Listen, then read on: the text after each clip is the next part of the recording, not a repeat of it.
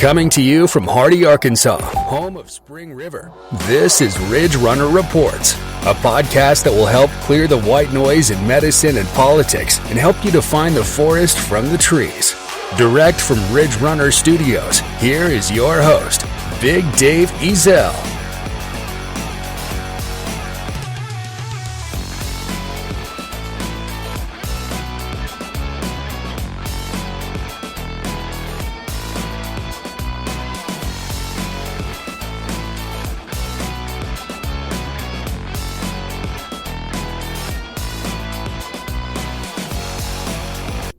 Good Saturday to everyone. I hope all is well with everybody. I hope you all had a good week.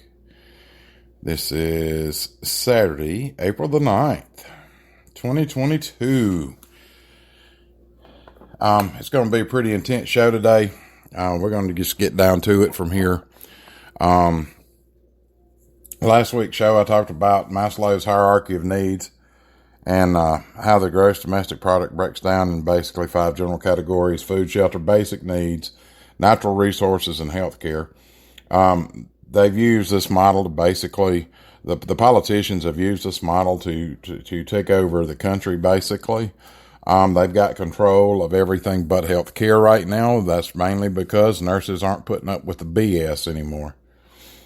I've talked in earlier podcasts, too, about how the nursing home staffing crisis had hit already, and none of the conglomerates and the privately paid and privately owned institutions were doing a damn thing about it. They still hadn't done anything about it. I've done a special episode with nothing but politics and talked about the BS in Washington and this Ukrainian-Russian war. It's basically a propaganda war. Although I know people are getting killed on both sides and all of that, I still have my own personal thoughts about it, which I won't get into right now. It's a whole different type of podcast. Propaganda war, basically white noise coming out of D.C. that's just basically a cover-up. And what they've been doing this whole time, they've appointed a Supreme Court justice that's super soft on pedophilia. They basically blew it. Hillary Clinton and the people involved have been accused of spying on a presidential candidate and then basically spying on the president himself. Though we know that's true. Hunter's laptop came out, and that's a gift. Hell, it never stops giving.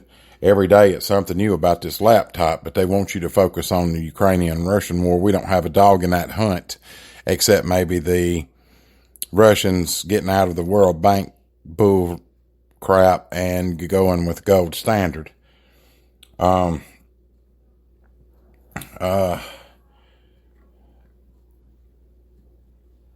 today what we're going to talk about is all the stuff that's been done. All the stuff I've talked about for the last month. How we've probably got about 18 months, year and a half to 2 years.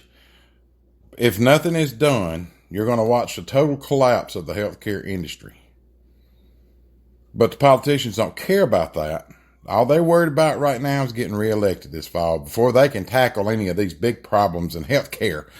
And my thing is, if they don't tackle this situation now, there won't be anything left of the healthcare delivery system to save. And that's on both sides. Because the undercurrent of what's going on right now is what's becoming most important. Because there's articles every day that I'm reading where 4 or 5 nursing home buildings are closing all over the country. Well, people, what happens with this is you lose those beds. A lot of times the people in the hospital, the acute care side of this delivery system, they deal with these people that are old and they don't have any family that comes and checks on them, and they end up in the hospital and they have to make a decision for a long-term care facility or a rehabilitation center. And when the rehabilitation center gets them, then they have to make a decision if they ever be able to go home and survive on their own, or will they be one of our long-term care patients? You've got all of this going on. In the meantime, we're losing beds on both sides of the delivery system. We're losing beds on the acute side. We're losing beds in the rehabilitation centers and the nursing homes with all of these homes closing. Guess what's going to happen? What do you think's going to happen? If the hospitals don't have the nurses because the staffing is so bad in these facilities, because the facilities have treated nurses like just pure, unadulterated feces for the last 2 years, specifically. It's been going on longer than that, but it's really been exacerbated during this pandemic. The politicians have used everything they can use against the healthcare industry without coming out and saying it. They don't even do it themselves. They sit there and tell you every election cycle we get to watch, A, either the Republicans are pushing grandma off a cliff, or B, the Democrats won't let us do this and you won't get your prescription drugs cheaper through a government program. I mean, there's all kind of stuff they're doing that's not right. It doesn't play into as a good sound theory. But they were super smart in one thing, though. They used us against ourselves. And it's a good theory to start with. I mean, you get into office on day one and you shut off the pumps for the oil and you shut down the building of a pipeline that's going to ease production. And we aren't producing like we were. And then we got to start buying from foreign all. Then there's your scapegoat. You know, you can blame Russia for starting a war, and it's Putin's fault about the oil and gas, but we all know the truth. And it's like I said, it was pretty smart. Because they used all of us against each other. But the problem is now all the acute problems are gone. They got the pandemic. They had the riots. They have done everything politically against our country and against the people that they possibly could to divide us. And the problem still is we still out here living, and we still out here talking amongst each other. And what's happening now is we are figuring out that we have a lot more in common than we don't. We have a lot more in common than we don't. And that's super important right now. And I'll tell you why. Because they've tried to turn the nurses on each other, and they're doing a damn good job of it. Don't think that some of these people in these groups that we're in, nurses, especially nationwide nurses, some of these groups that we're in, they're plants from all of these different areas. They have political operatives acting and being like RN, and they're the ones I'm always now seeing a pattern develop in all of these different Facebook pages that I go to. It's nothing but nurses, travel nurses, long-term care nurses, stuff like that. And I'm starting to see the same names over and over, and they always bringing up the breakdown in healthcare, CNAs, LPNs, RNs, why the RNs get all the money and LPNs ain't nothing. And I mean, when you have all this going on, you know that it's somebody somewhere who's trying to divide us. And it's working, because there's some nurses out there that still, we always made a joke when I worked in Louisiana, about how all of these older nurses eat their young. And we had a nurse that used to say, yeah, you got some new graduates, bring me some mustard. Okay, I mean, it was funny joke and all that, but we actually really did teach there. Because we knew that those were going to be the ones to take over what we didn't do anymore. And the government has effectively destroyed that. They have effectively destroyed it so well, in fact, that they're blaming us for the problem. These owners and conglomerates and private care and for-profits all have destroyed healthcare in that way. But one thing most nurses have in common is it don't matter how bad you make it on us, we're kind of not going to do anything that will cause our patients to suffer. We're not going to sit back and idly watch it at all. What's happening now is there's a resurgence because the rates are dropping across the country for travelers. They're pulling all the COVID money now. You've had COVID money so long, you might as well add, if some of these facilities added $2 an hour to their staff's pay, now they're starting to cut those off. Some places had shifts, where if you picked up shifts, you got this bonus money because the COVID money ran out and they didn't have nowhere to use it because surely they can't use their own.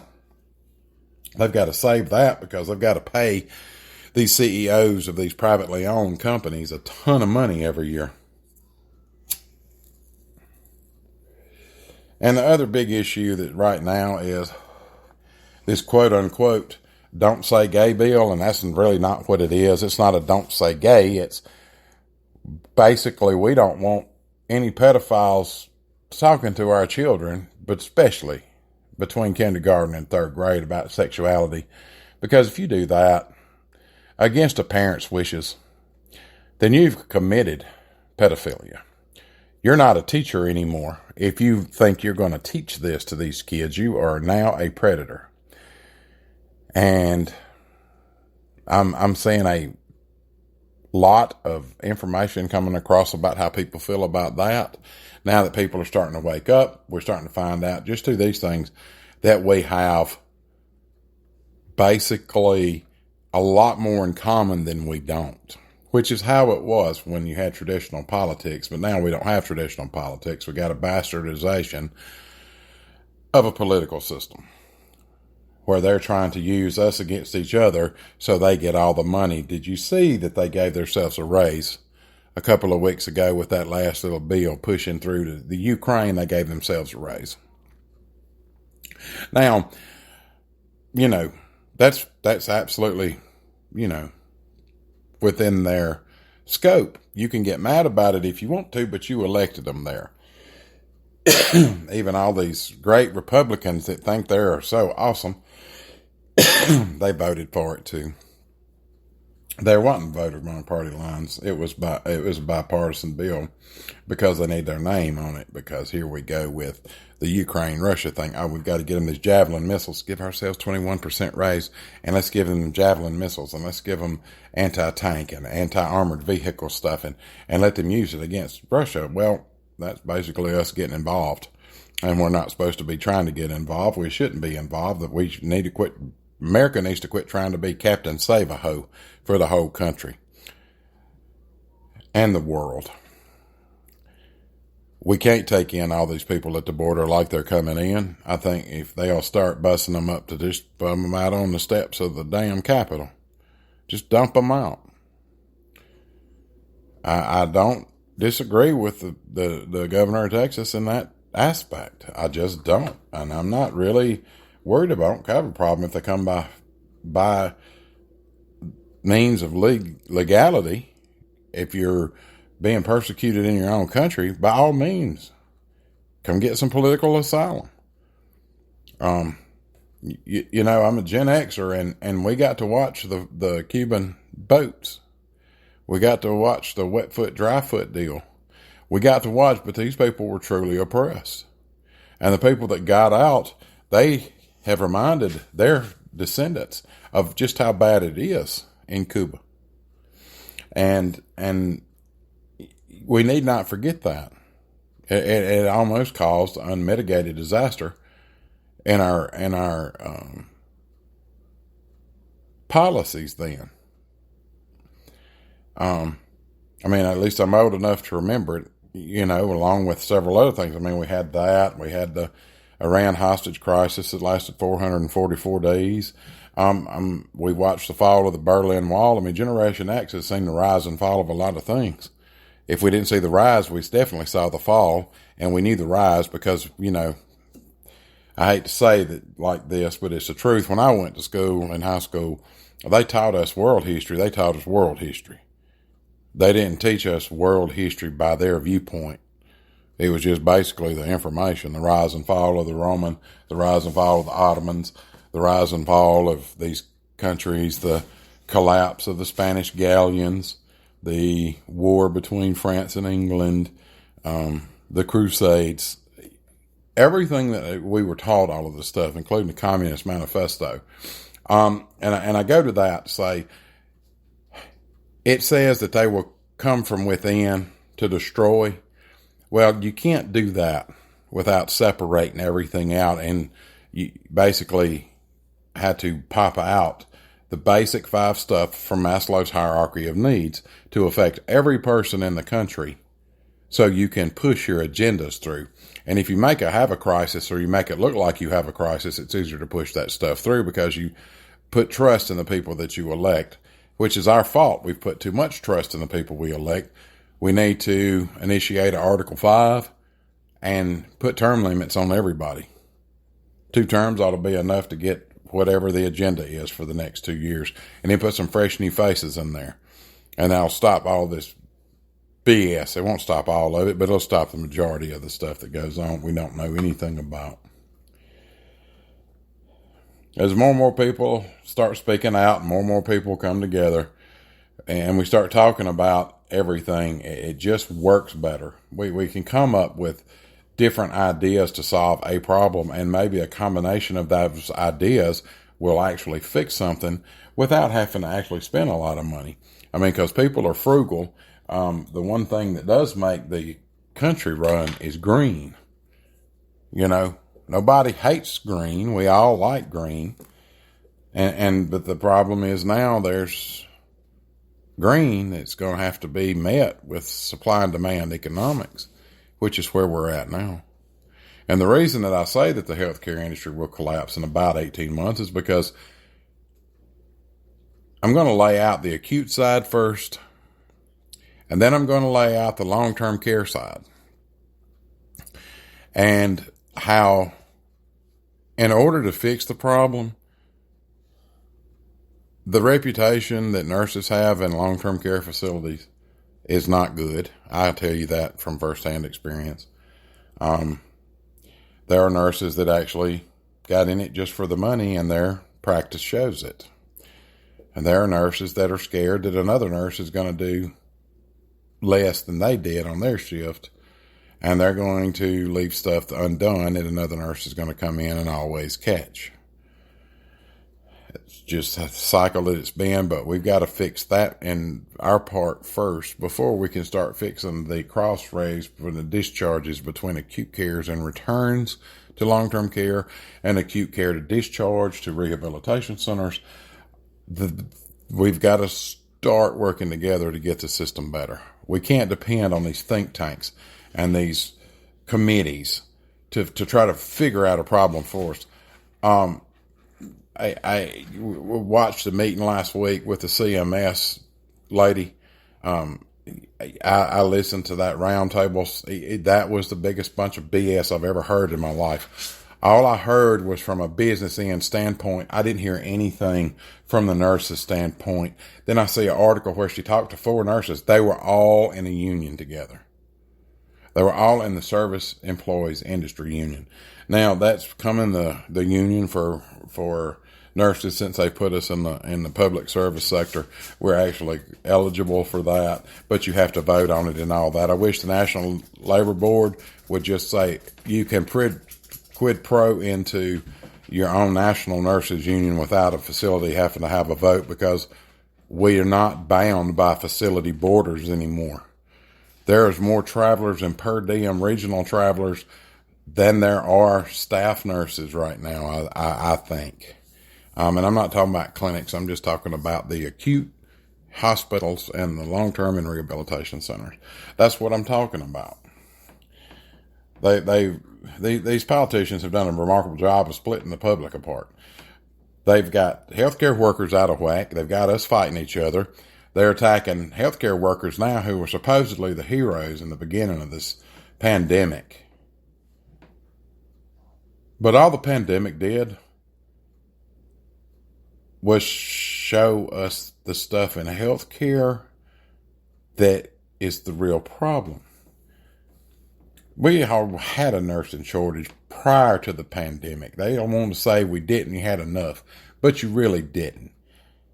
But the pandemic amplified this nursing shortage and created a worse problem than we had prior to the pandemic.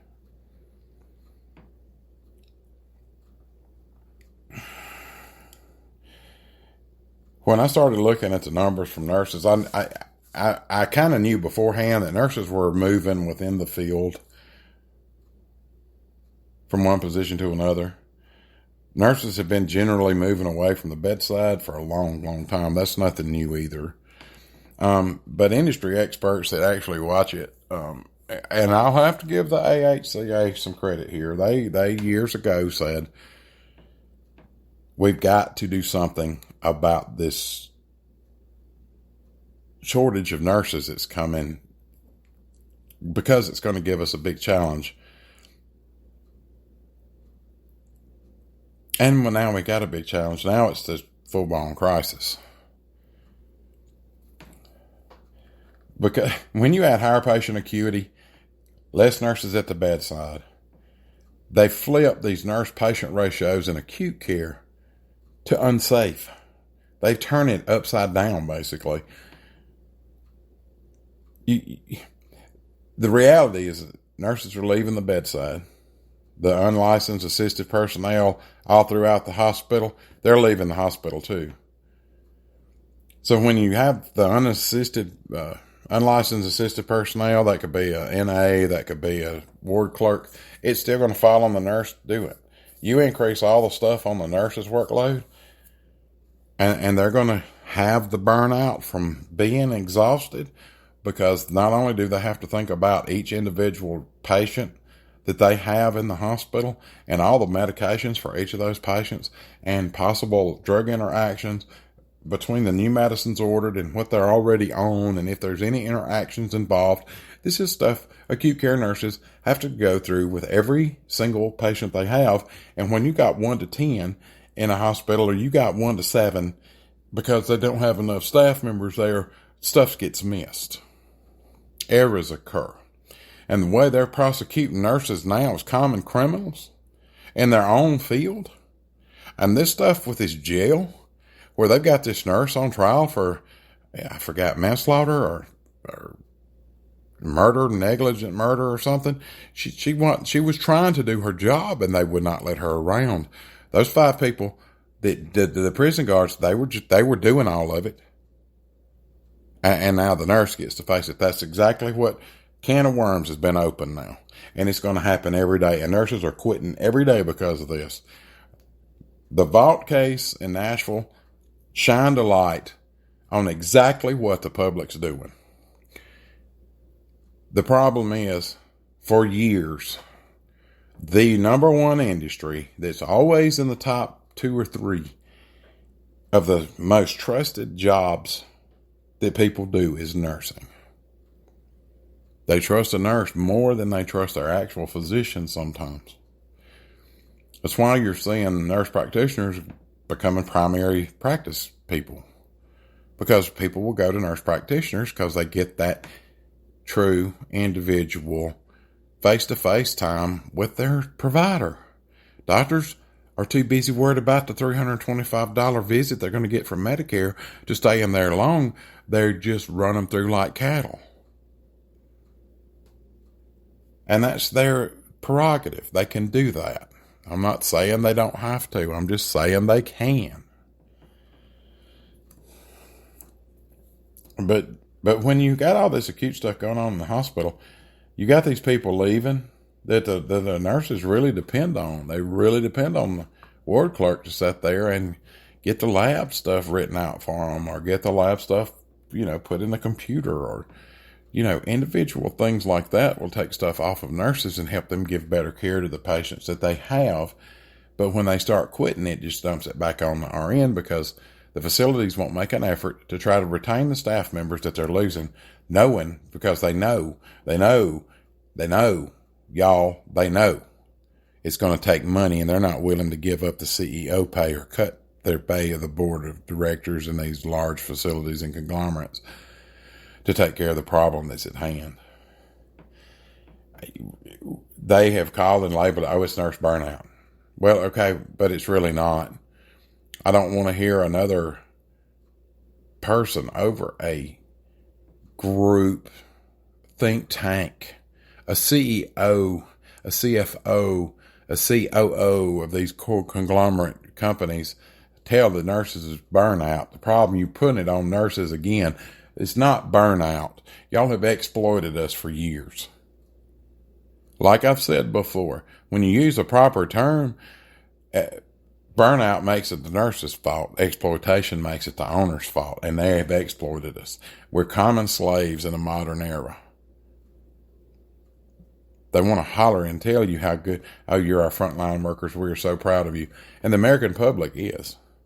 The politicians, on the other hand, the DAs that have these cases that pop in front of them, they just want to make a name for themselves. And what kind of name did Vanderbilt and the ADA in Davidson County, Tennessee, what kind of name did they make for themselves? They have caught so much hell right now, indirectly from the nurses across the country, that Vanderbilt can't find nurses to work for them. They ruined themselves. And I'm going to say this from another perspective in nursing. It's really not the patient's faults in the hospitals, but until we show these facilities that we are the backbone of them, you might make $21 million a year, Mr. CEO, but that's about to come to an end. I remember looking at it was either a tweet by a nursing home administrator, or it was a Facebook post where he talked about he was so mad that he had to sit there and write a check out for administration. He was talking about EDs or administrators, that he was having to write a check for an LPN that made more than he did that week. That's not going to stop, especially in nursing homes, especially now. Because you see,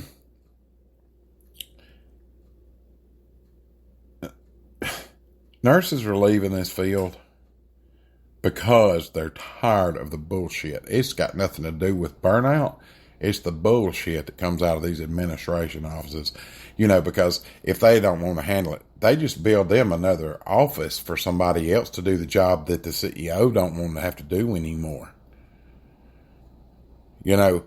It's time to put the people that don't really have anything to do with direct health care. You've got these hospitals that got, and I'm sure marketers and PR people are good to have, but when you're talking about the difference between having enough nurses to keep a unit open on your hospital, or a PR person to promote the hospital, then you got a problem, especially if you keep hiring the PR people when you need nurses, or you need CNAs, and maybe you can take that money and give bonuses to some people that pick up extra shifts for the people that you actually still have left on staff, but they won't do that either. Because nurses are leaving because they are tired in the stress and the BS from the upper administration, and that's probably a third. Probably a quarter of the nurses are leaving because they don't get good benefits or pay, so they're going somewhere else. They're going across. They're finding some other stuff to do. I mean, you can only tell people so long. If you don't like what you're doing here, go find another job. Because there's one thing about nurses right now. If we don't like the job, we can walk out of a building, flip our phone. That was an old reference. We can hit our phone, call somebody we know in another hospital. Before we get to our vehicle and get the door closed and the car cranked, we've got another job. All we got to do is go fill out the stuff. So don't be telling you don't like your job, go find somewhere else to do it, because they're doing that. You can't use threaten people anymore. There's abundance of job openings. If we don't like it, we'll go to Hobby Lobby. You can't do that anymore. It's time for y'all to accept it, because we already know. I'm watching these poor recruiters on one of my pages. They send these offers out, and man, they are slaying these recruiters. I think it's funny as hell because they're dropping the rates. Well, people are saying no. I've watched them. I've watched these travelers. They have got 3 facilities in their sites, 3 corporate people in their sites. They're not, and they're encouraging others not to go to these facilities because of the way they treat their staff. Not the way they treat the travelers, the way they treat their regular staff. See how that works now? Travelers, you best be on the good side of travelers, or you pay. Facilities are paying. Hospitals are having to close down entire floors because there's not enough nurses in the hospital system, and the agency nurses aren't going to these facilities because of the way you treat them.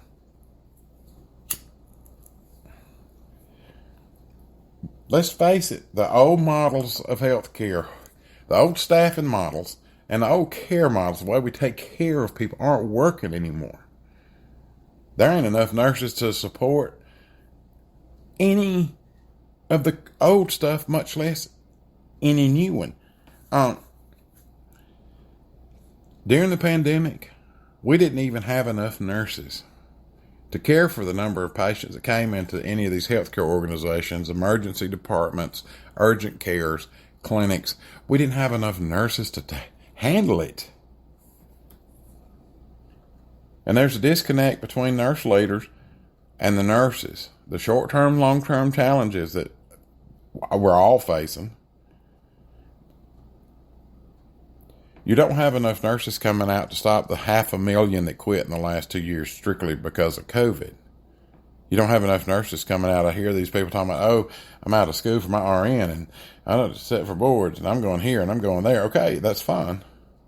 But what I'm not hearing is the amount of people saying that anymore. I'm hearing people say, I'm going to school, but I'm going to welding, or I'm going to drive a truck. I have a lot of nurses are going to get their CDLs right now, and I can't really blame them. The hospitals basically use primary RN. That's where the registered nurses have multiple patients, and they have the assisted people to help them. That's not working well. It didn't work during the pandemic. These people were sick. The people that actually contracted COVID were sick patients. And most times it required one-to-one care because they were so sick. They were brittle. They're what we call brittle problems. In a minute it can change. That's with anybody, but specifically these COVID patients. These facilities, these hospitals, they won't even adopt any alternative care model to try to come up with a way to better provide care for their patients and their facilities. Float pools did good during the pandemic. That's PRN, per diem guys. That actually worked good. We're going to have to increase these PRN float pools. You're going to still use agency, but you're probably going to use more per diem if they can get their pay situated. I hate to tell you nursing home and hospital conglomerate leaders and owners and people that try to get my podcast popped off of anything, you're going to have to come up with a better model to keep nurses happy. You're going to have to come up with a lot more money to pay nurses because supply and demand states that you don't have enough nurses to fill the demand. Your supply is dwindling. So that means the demand is up. That means in demand, prices go up. That's economics 101. These nurse staffers and staffing people in these facilities, it's just easier to fill them with 12 and 8 hours. Well, sometimes people may pick up a 4-hour. I see some 4-hour shifts on mine. I don't pick them up. I'll look, there's 4 hours and another 8 right after that. I'll try to get them both so I can get my 12. And I'm just doing that so I don't have to work as many days in a week. Nobody expected the effects that COVID was going to have on the entire workforce. The most important thing we can do for hospitals right now, as much as it burdens me to say this, it's all we have. We have got to, number one, pay nurses.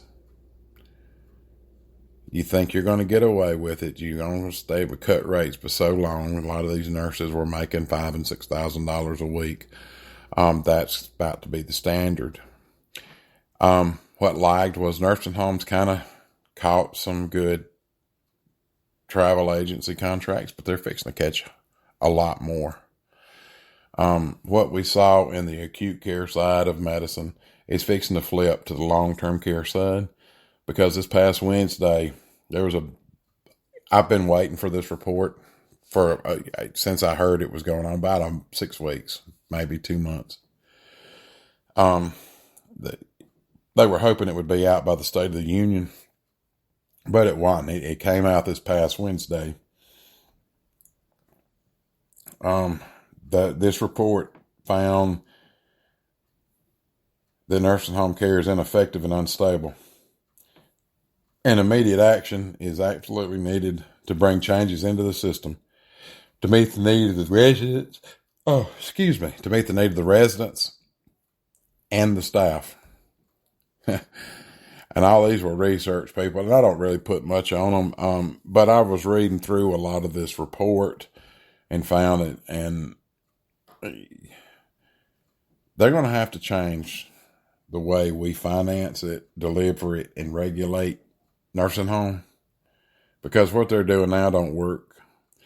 I've said before, my specialty in the long-term care section is regulations. Annual surveys for nursing homes.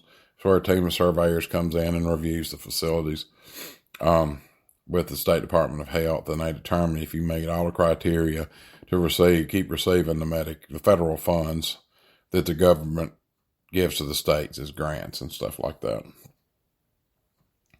But the problem that they're finding in nursing homes is the delivery system doesn't work anymore.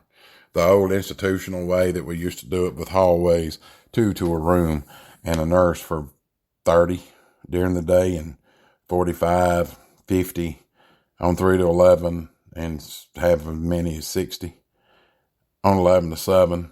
That dwindled down. But now you're looking at 1 to 12 or 15, one nurse to 12 or 15 residents, in order for them to meet the criteria for staffing that's already set out for like 3.2 hours a day per resident day in the nursing home.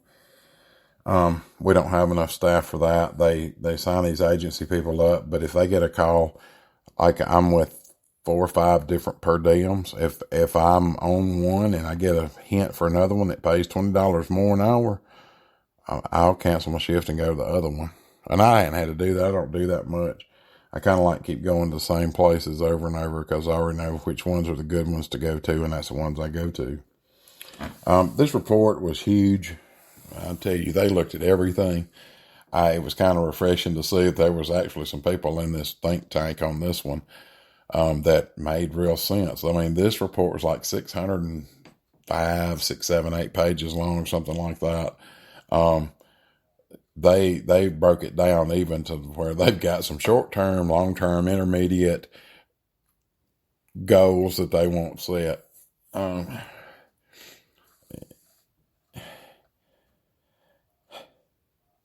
What this group wanted to see was a reality for support staff, so these residents in these nursing homes could be really taken care of. And it don't take much. It don't take much. You're going to have to pay them. If you raise the rates where nobody hardly can compete with you, you're going to get a waiting list of employees, and you're going to get to pick from the cream of the crop. And then the money will take care of itself, because one thing about nursing is if you take care of nurses, we'll do everything in our power to make sure we're all getting paid, because we understand how green works. Some of the stuff that they laid out, some of the recommendations that they came to was the health officials implement and hire 24/7 nurse staffing in these nursing homes, advocates having a full-time social worker in every nursing home. They've got these what's called minimum staffing, optimum staffing, regular staffing, basic staffing. You've got all these models. They're really going to have to do optimum staffing practice to make the healthcare industry recover, because if you got optimal staffing, people are more happy that way. If there's, you take some of the off, if there's enough people in the building, instead of cutting to the bare minimum every damn shift, of course, people are going to get tired, and you've been doing it so long without being checked that this is your check. and you owners and you conglomerates can't live with it. A lot of the people that won't, they'll grab the recommendations they think will fit their building, but they ain't going to do the ones that's more challenging to try to get them to fit their building to make it work better, because that goes against everything, especially if it's going to cost them money on the front end. They're not going to do it. They're not going to do it. You can't fix what's going on in the long-term care industry right now by taking little bites out of the problem. You're going to have to do something that cuts your pie in 4 or 5 pieces where you can devour that damn thing, attack the problem, and get it fixed. I said that you got about 18 months, and I'm bringing in the next flu season. And if COVID is in a cycle, it both of them together will definitely break it, because here's what's happening. Here's the bigger picture. This is what is foreseen. You've got the funding has basically gone to the acute care side of work. That means they go into the hospitals and they get the most money out of it. And Medicare and Medicaid folks are going to long-term care, and they're getting a base pay, flat rate fee for service plan. It's not working anymore. Institutionalized medicine has been over as far as I knew. These survey teams go into these buildings, but I never see them cite any of these nursing homes with institutionalized medicine. That's where you get up at 7, you go to breakfast at 8, you get your pills at 9, you go to activities at 10, you go to therapy at 11, that doesn't work anymore.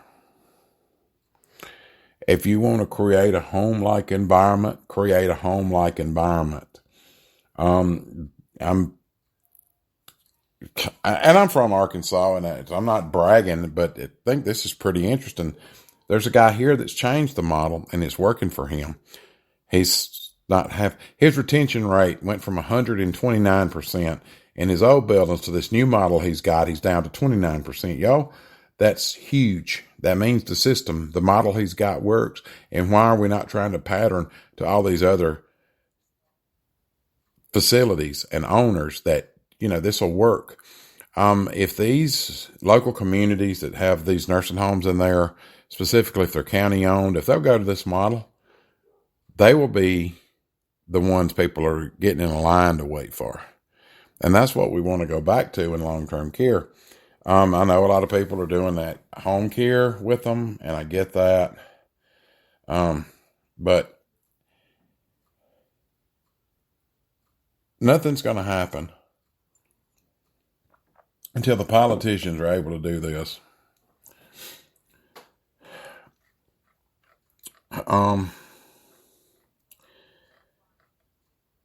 You've got hospital units. We'll call them floors because that's what we do. You've got so many nurses that don't work in these hospitals. They've had to close certified beds in the hospital down because they don't have enough healthcare workers to put people in the beds to be taken care of. That's on the acute care side. That's what's happening in the hospitals. You've got nursing homes closing everywhere. You're losing those same beds.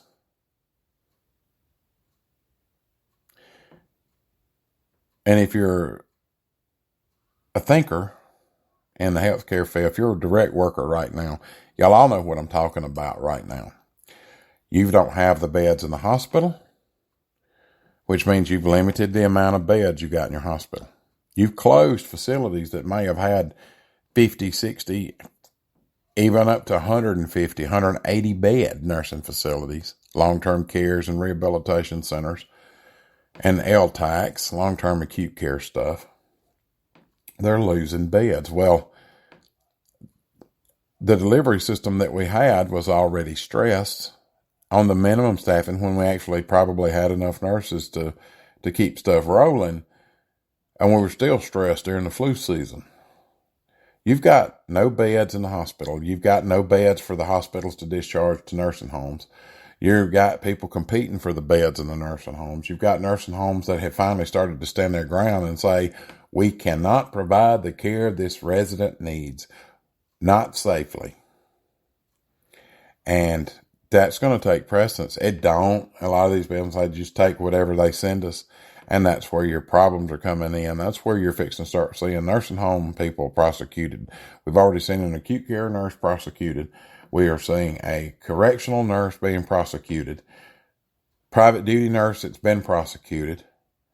It's not stopping. There's a full-fledged war on nursing right now because they see us as the problem in the payment system because they don't want to give.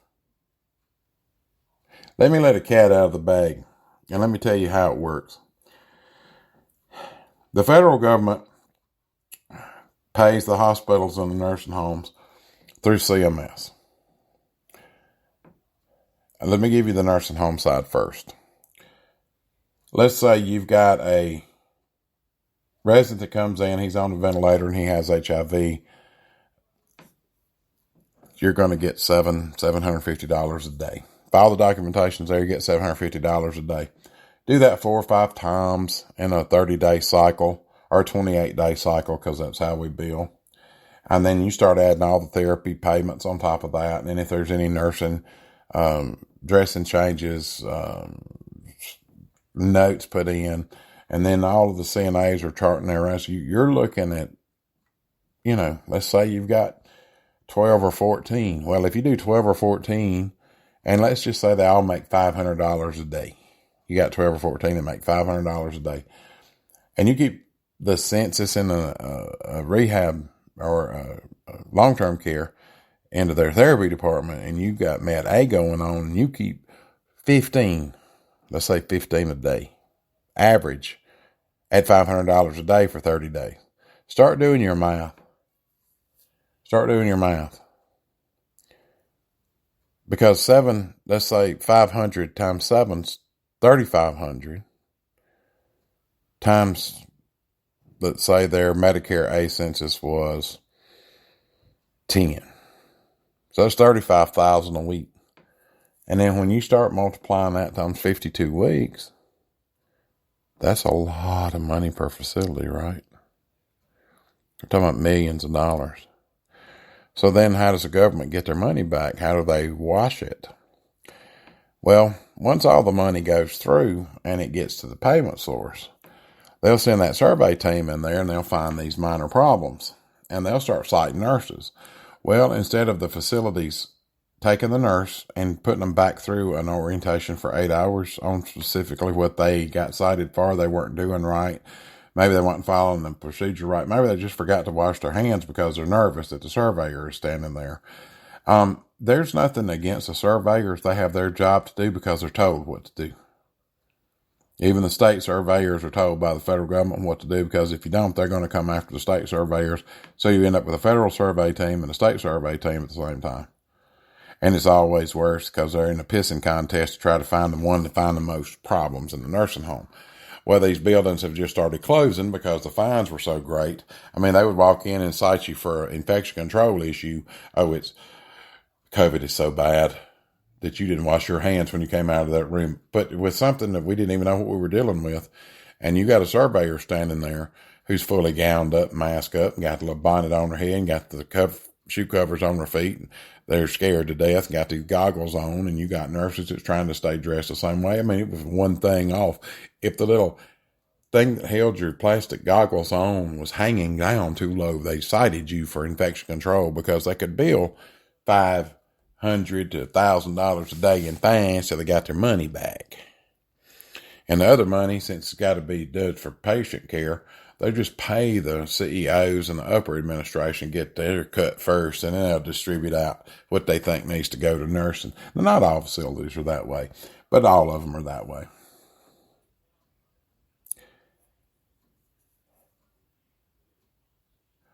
When there's not enough nurses to take care of patients on the hospital side, and there's not enough beds to put the patients in that come to your hospital to be seen, and you've got them backing up into the ER, and you've got them doing round, and all you had to do was pay, maybe to keep a few nurses, is pay them $3 or $4 more an hour. Yeah, that's a big raise, but it really shouldn't be. So to all you owners, conglomerate CEOs, private pay corporations, y'all are about to start losing y'all's bottom line because you're either going to have nurses, or B, you're going to shut it down.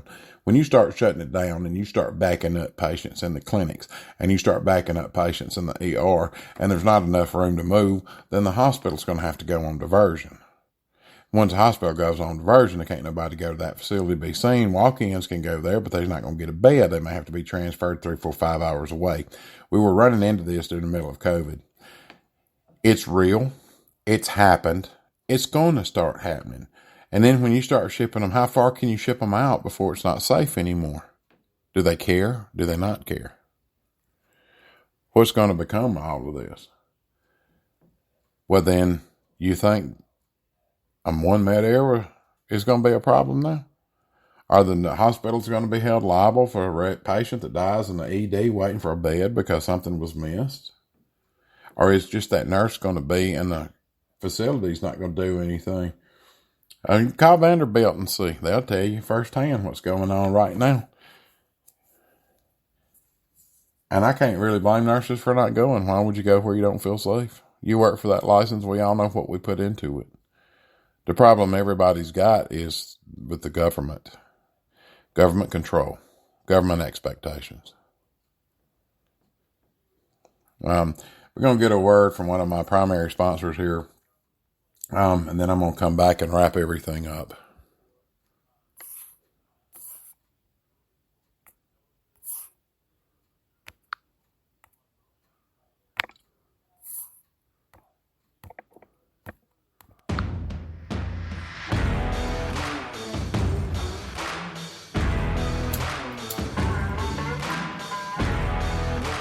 Do you have a friend or family member you're having trouble buying a gift for? You just can't find the right gift for the person who has everything? Then go to Rockin' Magnolia Customs, a place where you can pick out and design the perfect gift for that special someone. That's rockinmagnoliacustoms.com, or find them on Facebook at Rockin' Magnolia Customs.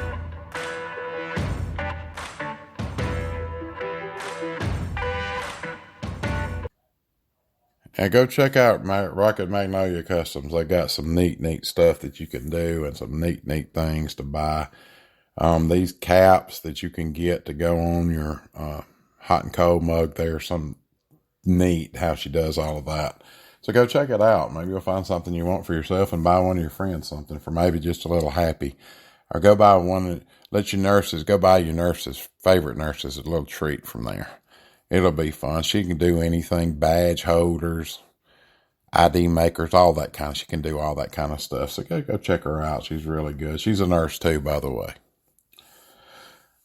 So let's follow up on the Daronda case. I've heard all these nurses talking about the med errors that occur. We've all made them. If you've been in this industry any amount of time, you've made a med error. It's just whether or not it had a negative outcome, like I've said before. But you always remember the med error. And you always think it through and try to figure out if it's something you actually missed that would have made a difference. Any nurses that's really good, that's what they're going to do. I'm seeing people starting to stand up and say, hey, I'm not even going to enter the orders as a verbal order because if it's a transcription error, the doctor, really all he has to do is say, I didn't say that. It's not what I told him to do. I didn't give him that order. And then there's a nurse holding a bag for med error she probably didn't even make. The doctor may have ordered it wrong. I've seen a lot of times the doctor write an order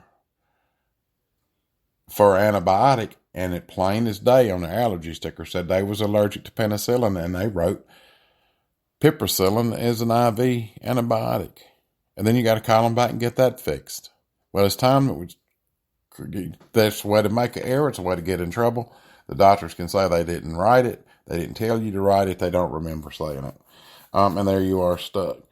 The hospitals, if we don't start forcing these hospitals, especially with these Pyxis and Omnicell systems, to have a pharmacist sitting there waiting for them orders to come in, and all they do is proof those orders and enter them straight over to the Pyxis so the nurse can pull the medication out. But hospitals ain't going to pay a pharmacist $140,000, $150,000, $200,000 a year to sit and just transfer orders into the Pyxis system all day long and all night long. They're just not going to do it. But I don't know who they think's going to do it, because nurses aren't going to do it anymore. Nurses are about to watch themselves so close that it's going to be your own attorneys that make the problem. It's going to be your own DAs that make the problem. I said in my just that podcast that I did where it was nothing but the white noise coming out of D.C., the politics around all of it. Nothing to do with healthcare, just the basic politics.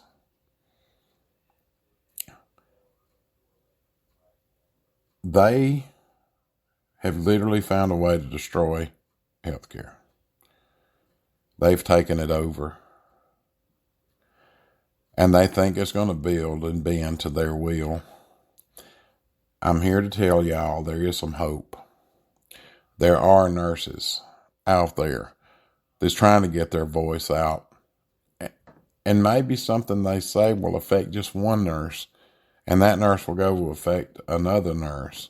And maybe the snowball effort will start. Jessica Seitz, I watch her live on Facebook. I can't watch Nurse Blake too much. I pee myself, and I hate to have to go get me some Depends and some Flomax, but Nurse Blake has a good show. Z-Dog MD tries to bring in the internal conflict inside the medical community and the nursing community, and he always praises his nurses, and he's really good to listen to. And there's several others out there I listen to. I don't hear anybody trying to show anybody what I do, actually, because the politicians, all these so-called people that actually care, only care when they're having to run for office. They don't give a damn otherwise, as long as the lobbyists against the nurses pay them some money, they're not going to do anything about it. They're not. I hope these nurse marches get their little thing together. It's time they start setting it aside and be done with it. All of us nurses that are not the same license as somebody else, those first initials in your title, registered or licensed practical or licensed vocational, they don't carry any weight. The single most important word in your title is nurse. I can't emphasize that enough. That's the single most important thing you actually are.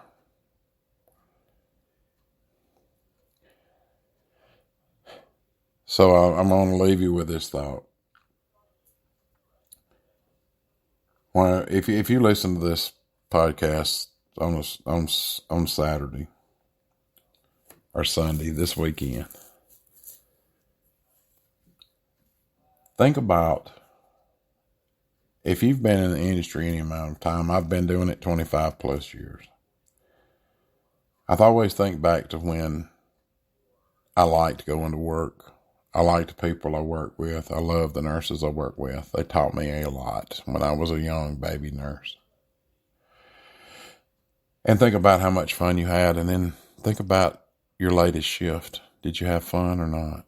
Bet you didn't. I bet you were so stressed it took you a minute to wind down on your way home.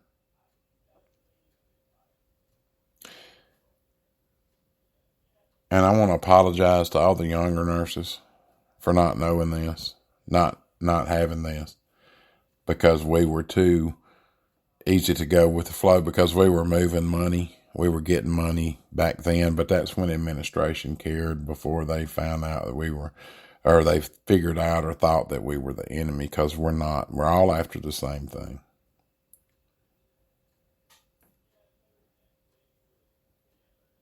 It's time we start putting everything down amongst each other. It's time for nursing administrators to decide if they're going to be on the side of their staff or they're not. And they're going to be on the side of the administration and the conglomerates. Because once you make your side, you got to stand your ground. Everybody puts a lot of stock in stuff. People don't ever usually think about health care because it's always been there. The problem we've got now is tomorrow they may not be. What's it going to be for 18 months from now? I don't know. I'm just saying, by the time you got all these problems compounded on each other, you throw a flu season that's really bad in there, and maybe a COVID outbreak again that's bad as it was, or something else comes along, it will collapse. We can't sustain what we're doing right now. It'll never work anymore. And I hope a politician hears this. I really, really do. I hope you understand. I don't want to attack people. It's time that we just tell exactly what's going on. It's time we grow some cojonudos. And for those of you who don't know, that's the Spanish word for balls. It's time to get some balls and stand up for the other people that can't speak out because they're dependent on their jobs too. Travel nurses, you have just as much responsibility to that facility's full-time staff as you do yourself. You may not see it that way. They may treat you like shit, but they're only treating you like shit because they know that their facility is willing to pay you more money than they are them, and they're mad at anybody that gets in that way. You have to understand that. That's part of life. That's how it goes. So do things with that in mind. If you're going to quit a contract, just look at those regular staff. There's always going to be one that you get close to. Always going to be one that you'll always be friends. You'll always talk. Just kind of remember that when you think about what you're going to fight for. Because we're the single entity between a stumble in healthcare or a complete collapse. This is David coming to you from Ridge Runner Studios. I trust everybody has a great week. Take care of yourself. Take care of your patients. Take care of your family. Tell the people that you love every time you get a chance that you love them. Because remember, we're not promised tomorrow. So we made it to the end of the show. If you made it this far, you've learned something. It may not be what you wanted to learn, but you learned it. Maybe you didn't learn anything. Maybe you just like my accent. That's fine too. Next week, I'm going to be talking about DeSantis' little rollback and how that's going to affect everything I've talked about tonight. So it's basically just a continuation. These politicians are bringing in a healthcare fight they really don't understand. Some do. DeSantis probably does, but he don't know what a big mistake he made. So join me next week and we'll find out, because there'll be some other governors do the same thing. Again, this is David, Ridge Runner Studios for Ridge Runner Reports. Good day.